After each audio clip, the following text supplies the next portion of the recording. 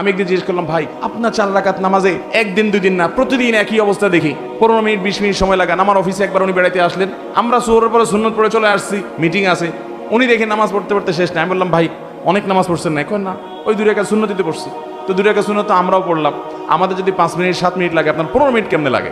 উনি বললো, ভাই দুনিয়াদার মানুষ, অনেক ব্যবসা বাণিজ্য আছে, শত শত লোক চালাইতে হয়, বিভিন্ন দিক মাথা চলে যায়, তো শয়তান তো নামাজে মনোযোগ নষ্ট করতে চায়, এই জন্য আমি শয়তানের সাথে কুস্তাকুস্তি করি নামাজের মধ্যে। শয়তানের মধ্যে সাথে কুস্তাকুস্তি আবার কেমনে করে নামাজের মধ্যে?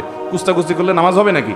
বলে যে কুস্তাকুস্তি সিস্টেমটা হলো এই, আমি যখন নামাজে দাঁড়াই, সূরা ফাতিহা অন্য সূরা পড়ি, তখন শয়তান আমারে যত আকতা কুকতা সব মনে করে দেয়, তখন আমি কুলে উঠতে পারি না, আল্লাহর কথা স্মরণ আসে না। আমিও তেড়ামি করি, পরিপূর্ণ আল্লাহর দিকে মনোযোগ আসার আগ পর্যন্ত তেলাওয়াত চলতে থাকবে। উনি বলে যে আমি যখন এভাবে সূরা বাড়াইতে থাকি যে ডিউরেশন বাড়াইতে থাকি, তখন এবার দেখা যায় ইবলিসে আমার মনরে এদিক এদিক নেওয়া ছেড়ে দেয়, দিয়া বলে যে তো লস প্রজেক্টের পিছনে মেহনত করলে তো সূরা আরো বেশি বেশি পড়ে সব বেশি বাড়াই ফেলবে, এর মনোযোগ তাড়াতাড়ি নামাজের দিকে দিয়ে দেয় যাতে তাড়াতাড়ি রুকুতে যায়। এরপর আমি রুকুতে যাই, আল্লাহ দিকে পরিপূর্ণ মনোযোগ হওয়ার আগ পর্যন্ত আমি সোজা হই না, এরপরে মাথা সোজা করি। এইভাবে একটা একটা করে রুকুন শেষ করি। আমার অনেক সময় লাগে, কারণ পুরো নামাজে আমি লড়াই করি ওই ইবলিসের সাথে, ওই লড়াই করতে করতে কুস্তাকুস্তি করতে অনেক সময় লাগে। আল্লাহু আকবার, এরে বলে নামাজ। ভাইরা আমার, নামাজটাকে সুন্দর করবো তো ইনশাআল্লাহ।